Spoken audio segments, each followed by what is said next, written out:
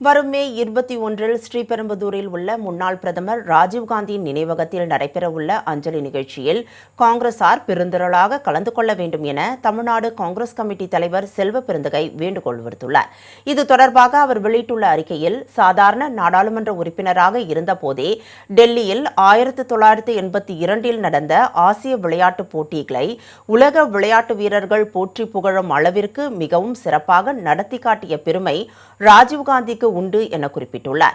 நமது 40வது வயதில் பாரத நாட்டின் இளைய பிரதமராக பொறுப்பேற்ற அவர் சுதந்திர இந்தியாவில் முதல் முறையாக பெண்களுக்கு அதிகாரம் வழங்கி அவர்களின் வாழ்வாதாரத்தில் மேம்பாடு கண்டவர் என புகழாரம் சூட்டியுள்ளார்.